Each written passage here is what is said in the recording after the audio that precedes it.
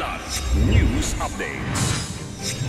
Mga balita ngayon, NPA leader na suspect sa pagkamatay ng FEU football player na si Keith Absalon arestado sa Masbate. National Rally for Peace maayos at organisado.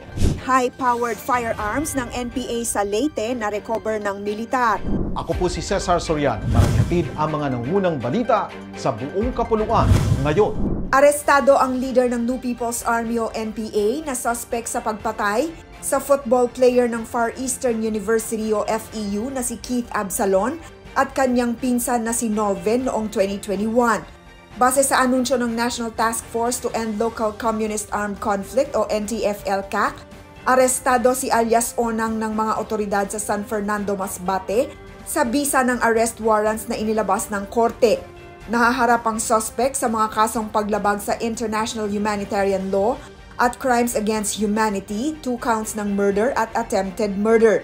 Itinuturing naman ng NTF-LCAC ang pagkakahuli kay Onang bilang hakbang sa pagkamit ng hustisya para kina Keith at Noven na namatay dahil sa itinanim na landmine ng komunistang grupo. Narecover ng militar ang mga matataas na kalibreng armas ng New People's Army o NPA sa isang operasyon kamakailan sa kabundukan ng Barangay Mahilum, Hindang, Leyte.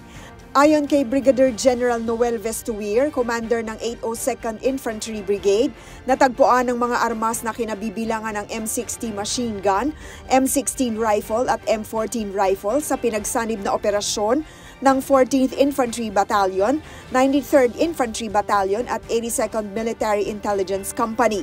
Sinabi ni Vestuir na bahagi ito ng pinaigting na kampanya laban sa natitirang puwersa ng NPA sa rehiyon bunga ng patuloy na pakikipagdialogo sa mga dating rebelde.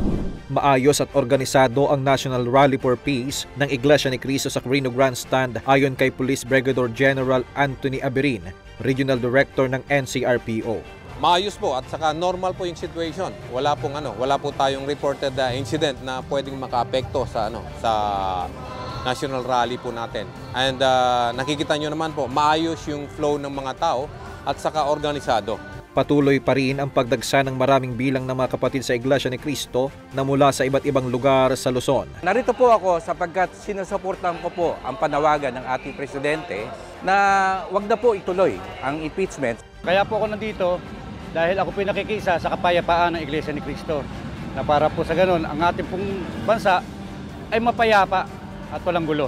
As of 5 p.m., tinatayang nasa 3 million na ang mga miyembro ng Iglesia ni Cristo ang naroon sa Quirino Grandstand upang magpahayag ng kanilang panawagan para sa kapayapaan ng bansa. Ako po si Cesar Soriano, kasama nyo sa bawat pagputok ng balita.